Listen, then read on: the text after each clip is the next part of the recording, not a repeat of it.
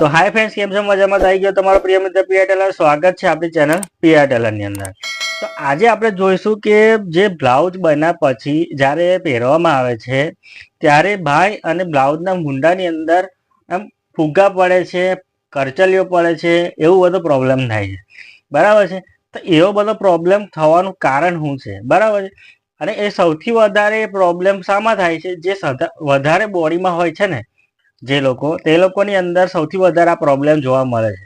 તો એનું સોલ્યુશન કેવી રીતના લાવવાનું, આપણે કઈ જગ્યાએ ભૂલ કરી રહ્યા છે, એની ગણિત શું છે તે મેં તમને આ વિડીયોની અંદર સમજાવીશ, બરાબર છે. તો શરૂઆત કરીએ આજના વિડીયોની. તો સૌથી પહેલા મેં આ પાછળની બેગ બનાવવા માટે કાંઈક આગળ લઈ લીધું છે. આમાં મેં તમને સમજાવીશ કે શું શું તમારે ચેન્જીસ કરવાના છે, શું શું તમારે ધ્યાન રાખવાનું છે. તો સૌથી પહેલા તો મેં આ 40 ઇંચની બેગ છે પાછળની, બરાબર છે. આમાં આપણે શોલ્ડર રાખ્યો છે 5.5 ઇંચનો, બરાબર છે. હવે આને આપણે જોઈન્ટ કરીને લીટી દોરી દઈએ. અને આમાં તમારે છે ને ધ્યાન શું રાખવા જેવી વસ્તુ છે તે મેં તમને ખાસ સમજાવીશ આની અંદર. તો વિડીયો આખો જોજો, અને વિડીયો સારો લાગે ને તો લાઈક કરી દેજો અને કોમેન્ટ પણ કરી દેજો. હવે આપણે આ દોરી દીધું, બરાબર. આટલું તો આપણને ખબર પડી ગઈ કે પાછળની બેગ કેવી રીતના બનાવવાની હતી. હવે આની અંદર આપણે એવું તે શું નહીં કરવું જોઈએ કે જેનાથી આપણને મુંડામાં બ્લાઉઝ પહેર્યા પછી એમાં ફુગ્ગા પડે. જો સૌથી પહેલા તો ઘણા લોકો કેવી રીતના શેપ આપે છે, આવી રીતના શેપ આપે છે, આવી રીતના શેપ આપે છે. આ શેપ તમારે આપવાનો નથી, આ રીતના શેપ નથી આપવાનો. એનું કારણ કહું તમને કે આ રીતના તમે જ્યારે બી શેપ આપશો ને, આ શેપ, તો આ અહીંયાથી શોલ્ડર પરથી જેમ જેમ નીચે ઉતરશે ને તેમ તેમ આ કપડું વધારે છે. જો અહીંયા, બરાબર છે. આ કપડું એક્સ્ટ્રા કપડું કહેવાય. આ અહીં સુધીનું કપડું આ એક્સ્ટ્રા કપડું કહેવાય. આ વસ્તુ પ્લીટ બનાવે, ફુગ્ગો બનાવે. આના કારણે પછી ફુગ્ગો પડે, એવું પણ થાય. હવે એનું સોલ્યુશન લાવવા માટે શું કરવાનું કે આનો જે મુંડો છે તે આવી રીતના આપણે ઉતારવો પડશે.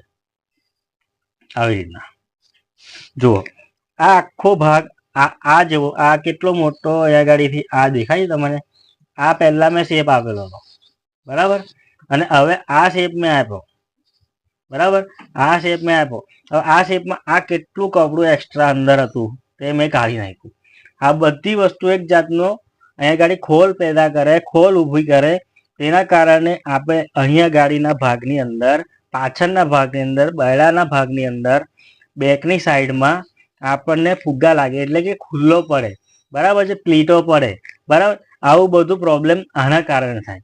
સૌથી પહેલા આપણે જ્યારે પણ મુંડો ઉતારીએ, પાછળનો શેપ આપીએ તો હંમેશા આ રીતના શેપ આપવાનો. થોડેક નીચે સુધીનાનું સેમ ટુ સેમ જવા દેવાનું. એટલે આ જે શોલ્ડરનું આપણે જે માર્કિંગ કર્યું છે તેના રિલેટેડ જવા દેવાનું. ત્યાર પછી નીચેથી આપણે સાધારણ ઓપન કરવાનું રહેશે, ટર્ન આપવા માટે, રાઉન્ડ આપવા માટે જ, બરાબર છે. અને એવી જ રીતના આગળના ફ્રન્ટની અંદર પણ આ રીતના આપણે આખો મૂંઢો ઉતારો, આ રીતના આખો અંદર મૂંઢો ઉતારવાનો છે. જો આ આખો મૂંઢો મેં આગળનો મૂંઢો ઉતાર્યો, આ આગળનો છે, બરાબર. અને આ પાછળનો છે, બરાબર. આ આખો મૂંઢો, હવે અહીંયા તમે આને ઉતાર્યું આવી રીતના, બરાબર. આ એક સપોઝ માન લો કે આ તમે ઉતાર્યું, બરાબર. આ ઉતાર્યું. હવે આગળનો મૂંઢો તમે ઉતારશો તો હા આટલો મોટો ગેપ આપશો. આ હવા ઇંચનો ગેપ થઈ ગયો. એટલે તમે પછી આને બી આગળનો બી પછી તમે આવી રીતના અડધો ઇંચનો ગેપ આપીએ, જે રીતના તમે આવી રીતના અડધો ઇંચનો ગેપ આપશો તો પછી આગળ બી પ્લીટો પડશે, પાછળ પણ પ્લીટો પડશે. સમજ પડી? આટલો એક્સ્ટ્રા વધારે કપડું એની અંદર ગયું છે, સમજ્યા? એના કારણે પણ આ વસ્તુ થાય. બીજું કે એને અડધે સુધી તો આમ સિમિલર જ જવાનું. આપણે આ જે શોલ્ડરનું જે નિશાન આપ્યું છે તે પ્રમાણે જ જવાનું. કારણ કે જો એક વસ્તુ છે કે આપણે આ જે શોલ્ડર, આપણે જે ગળું છે, આપણે અહીંયા આગળ આ 40ની ચેસ્ટ એટલે 2.5 નું ગળું પહોળું રાખીએ ઇંચેસ, બરાબર છે. હવે આ 2.5 નું ગળું આપણે આ ઇંચેસ પહોળું રાખ્યું છે, બરાબર. આ 2.5 નું ગળું. હવે આ ગળું આ તો અત્યારે આવી રીતના છે, બરાબર. પણ જ્યારે એ પહેરાશે ત્યારે આ ગળું આખું આમ જશે, આખું આમ આવી જશે. એટલે આ વસ્તુ જે છે તે સીધી અહીં પહોંચી જશે, બરાબર. અહીં પહોંચી જશે એટલે વ્યવહારિક છે કે આ જે વધારાનું કપડું છે તે બી આ બાજુ આવવાનું, સમજ્યા? એ વસ્તુ બી વધારે આવવાની, એટલે એના કારણે પણ અહીંયા આગળ ફુગ્ગો પડશે, સમજ્યા? આ વસ્તુના કારણે, અને એ જ વસ્તુ અહીંયા ગાડી આ જે આપણો જે મૂંઢો છે, આગળનો ભાગ જે ખાડો આપણે ઉતારીએ, તો અહીંયા ગાડી પર 1 ઇંચનું એક્સ્ટ્રા કપડું એ વચ્ચે હશે, તો પછી પ્લીટો પડશે, ક્રીસ પડશે, પહેરશે ને ત્યારે એવું લાગશે કે ફિટિંગ બરાબર નથી આવતું. આ વસ્તુનો પ્રોબ્લેમ આની અંદર થવાનો, સમજ્યા? એટલે હંમેશા જ્યારે પણ કટિંગ કરો ને ત્યારે મૂંઢાની અંદર જો આવું પ્રોબ્લેમ થતો હોય તો આવી રીતના શેપ આપવાનો. આ શેપ ખોટો છે, આ શેપ આખો ખોટો છે. આ રીતના નહીં કરવાનો. આ બીજો બી આવે જે આગળનો ઉતાર્યો તે બી આ ખોટો છે. આ જ શેપ જે છે તે સાચો શેપ છે આ, અને આ આગળનો મૂંઢાનો. સૌથી વધારે તમે રાઉન્ડ આ રીતના રાઉન્ડ આવેલું ને તો સમજી જજો કે મૂંઢાની અંદર પ્લીટ પડશે ને પડશે. આ રીતના જ રાઉન્ડ આપવાનો, બરાબર. બીજી એક વાત કે આ વસ્તુ તો સમજે, ચાલો આ વસ્તુ તો આપણે કરી દીધી કમ્પ્લીટ. એના સિવાય બાયની અંદર પણ આપણે એમાં ખાસ કાળજી રાખવા જેવી છે કે તેની અંદરના કારણે પણ મૂંઢામાં ક્રીસો પડે. હવે આ બાય જોઈ લો, આપણે મેં માર્કિંગ કરી દીધું છે આનું, બરાબર છે.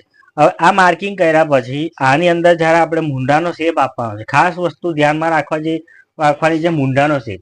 મૂંઢાની અંદર એક વસ્તુની ખાસ કાળજી રાખજો કે હંમેશા આને આવી રીતના શેપ આપજો, આવી રીતના જુઓ. આનો જે શેપ છે આવી રીતના આવશે, આખો નીચેથી એકદમ ડાઉન થશે.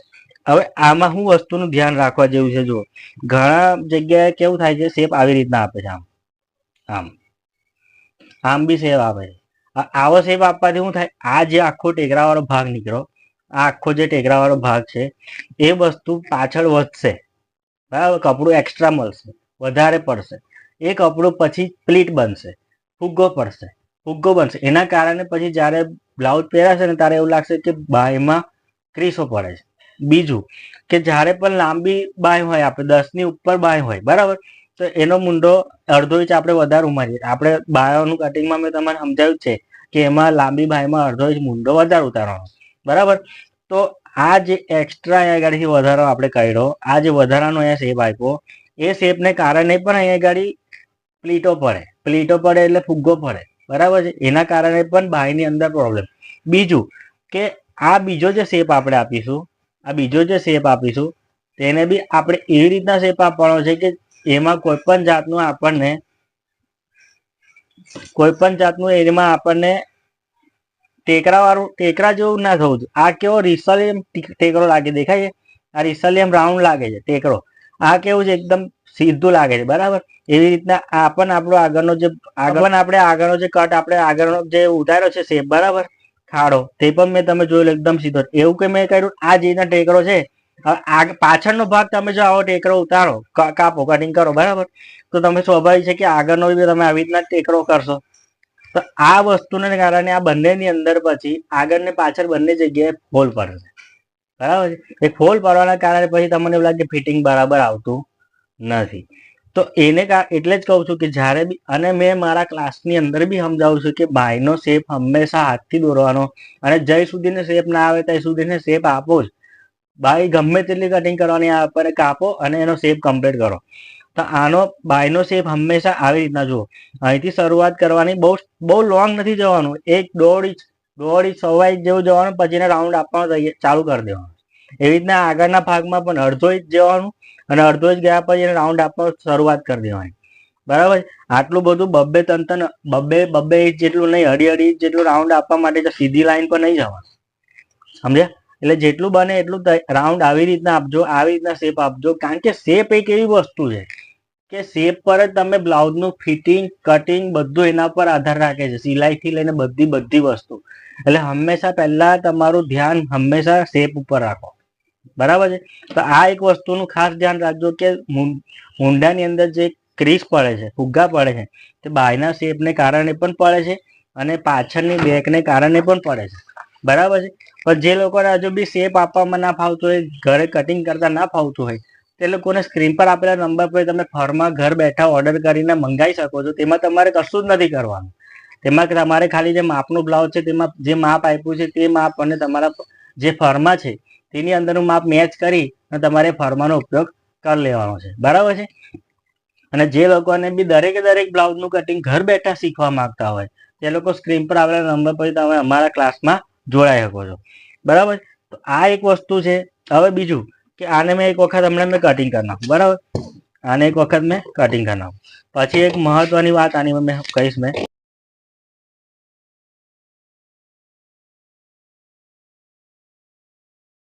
હવે આ મેં બાય કાપી નાખી, બરાબર. હવે આની અંદર આપણે જ્યારે બેગ, આપણે આ જે બ્લાઉઝ છે એને બાય હંમેશા જ્યારે ચડાવીએ તો તમને ખબર હોય તો અહીંયા ગાડીના ભાગમાં આ જે ભાગ છે આપણો પાછળનો બેગનો ભાગ છે, તો અહીં આપણે ચાપ જેટલી આ બાયને છોડી કમ દઈએ છીએ અને પછી કમ ચડાવીએ. એનું કારણ મેં તમને કહું કે જ્યારે પણ આપણે પાછળની બેગ આપણે સાઈડમાં ફિટિંગ કરીએ છીએ, ત્યારે આપણે ચાપનું છોડીએ. એનું કારણ શું છે કે જ્યારે આપણે સાઈડનું ફિટિંગ એટલે કવર કરીએ, ફિટિંગ કરતાં પહેલાં આપણે કવર કરીએ, તે કવર કરતી વખતે આપણે આ જે દબાણ લીધું છે, આપણે આ દબાણ છોડ્યું છે અહીંયા, એ વસ્તુથી આપણે એને કવર કરી દેવાનું આખું બ્લાઉઝને. કયો ભાગ? આગળનો ભાગ અને પાછળનો ભાગ, બરાબર. બેક અને ફ્રન્ટ એને કવર કરવાની. આપણે બાયને કવર કરવાની નથી. એટલા માટે બાયને કવર નથી કરવાની, એટલા માટે આપણે આટલું છોડી દઈએ. કારણ કે એને કવર કરવા માટે કપડું જોઈએ અહીંયા આગળ, એટલા માટે. બીજું કે આપણે બાયને કવર કમ નથી કરતા, એનું કારણ શું? તો જો બાયને આપણે કવર એટલા માટે નહીં કરતા કારણ કે આ બે વસ્તુ આવી રીતના આવશે, આવી રીતના થશે અને આ બે વસ્તુને કવર થઈ જશે, બરાબર. તો આ વસ્તુ ઓટોમેટિક જાડી થઈ જશે, કડક થઈ જશે. કડક થવાને કારણે આપણો જે આ બાયનો જે આ જે મુંડો છે આપણો બાયનો, બરાબર, અને બ્લાઉઝનો એ હાંકડો થઈ જશે. સાંકડો કમ થશે એનું કારણ કહું. એક તો આ જે કપડું એક્સ્ટ્રા છે અહીંયા 1.25 ઇંચનું, બરાબર, પ્લસ આને કવર થશે એટલે ડબલ ટ્રિપલ કપડું થશે અંદર. કારણ કે કવર થશે એટલે પહેલાં કપડું વળી જશે. વળ્યા પછી પાછું એને છતું કરીશું તારે સિલાઈ મારીશું અંદરના ભાગ, એટલે 3 બેર તો ઓટોમેટિક વળી ગઈ. 3 બેર એટલે કેટલું જાડું થઈ ગયું. આટલું કપડું અંદર રહેવા માટે અંદર કમસે કમ આટલી જગ્યા તો જોઈએ, આટલી જગ્યા. અને આ પાછું 3-4 બેર થશે એટલે થોડીક વધારે મૂકીને ચાલવાની, બરાબર. આપણે માન લો કે ચાલો સમજો કે બ્લાઉઝ પહેરો, બરાબર, આ મોરીના ભાગમાં આપણે ગાડીથી આમ આંગળી નાખીને કદાચ તે જોઈએ કે કેટલું ફિટ છે, ટાઈટ છે. તો આપણી આંગળી એકદમ ફિટ હોય, કમ્પ્લીટ માપનું હોય તો આપણી આંગળી જાય છે અંદર, ગયા પછી કેટલો બ્લાઉઝ ફિટ લાગે. તો એ જ વસ્તુ કહું છું કે મેં આપણે આ કપડું છે તે અંદર રહેશે, આની અંદર તો કેટલું ફિટ થઈ જશે. હવે એ જ વસ્તુ 3-4 બેરની મય હશે તો કેટલું ફિટ થઈ જશે. અને એ ફિટ થવાના કારણે આ જે બાય છે આપણી, તે શોલ્ડર ઉપર જશે જ નહીં, પહોંચે જ નહીં. કારણ કે અહીંયા જ ફિટ એટલું હશે તો શોલ્ડર સુધીને બાય આપણી ચડે જ નહીં, સમજ્યા. એટલે મેં બાયને કવર નથી કરતો. બાયને કવર નહીં કરવાનું કારણ આ છે. અને બાયને નહીં કવર કરું ને તો આખો ભાગ આ ફ્રી રહેશે. કવર કરીશ તો આ જાડું થઈ જશે, અને આ નહીં કવર કરું તો આ ફ્રી રહેશે આખું, બરાબર. અને એના કારણે બાયને એકદમ લૂઝ રહેશે, અંદરથી આ કપડું ખેંચાય નહીં, અને એ બાય એકદમ ફ્રી રહેશે અને બાય થાય ટાઈટ નહીં પડે. એટલે બાય ઉપર ઠેક શોલ્ડર ઉપર ચડી જશે. શોલ્ડર ઉતારવાનો કોઈ પણ જાતનો પ્રશ્ન રહે ના, બરાબર. ઘણા બધા એવું કહે છે કે સર તમે કવર કમ નહીં કરતા. કવર ના કરવાનું કારણ જ આ છે, બરાબર. અને બીજું કે કવર ના કરું ને તો આ જે મુખ્ય હાંધો છે એ છે ને, બાય જે જોઈન્ટ કરવાની, જેને મુંડો કહેવાય, તે વસ્તુ ટાઈટ ના થઈ જાય, ખેંચાય ના, કપડું ખેંચાય ના, બરાબર. કપડું ખેંચાવાથી પણ હંમેશા મુંડો ટાઈટ થઈ જાય છે. બાયનો મુંડો બી ટાઈટ થઈ જાય, બ્લાઉઝનો મુંડો બી ટાઈટ થઈ જાય. એના કારણે પછી ક્રીસો પડે, ફુગ્ગા પડે, બરાબર. ચાલો એક વસ્તુ છે, બાયનો મુંડો ટાઈટ થઈ ગયો, બ્લાઉઝનો મુંડો ટાઈટ ના થયો, બ્લાઉઝનો મુંડો ફ્રી છે, બરાબર, ઢીલો છે, તો એ બ્લાઉઝની અંદર ક્રીસો પડે. ને બ્લાઉઝનો મુંડો ટાઈટ થઈ જાય, બાયનો મુંડો ઢીલો હોય તો પછી બાયમાં ક્રીસો પડે, સમજ્યા. એટલે હંમેશા બંને વસ્તુને એક સરખી રાખવાની. અને બાયને કવર નહીં કરવાનું કારણ આ જ, મેં નથી કરતો એનું કારણ આ જ. જે લોકોને બી ફર્મા મંગાવે છે, લોકો ફર્મા મંગાવી શકે. જે લોકોને ઓનલાઈન ક્લાસ કરો તો ક્લાસ કરી શકે છે. તો વિડીયો સારો લાગે તો લાઈક કરી દેજો, જોવા ના હોય તો ચેનલને સબસ્ક્રાઈબ કરી લેજો. તો આજના માટે આટલું જ. ફરી મળીશું બીજા વિડીયોમાં. ચાલો તારે, બાય.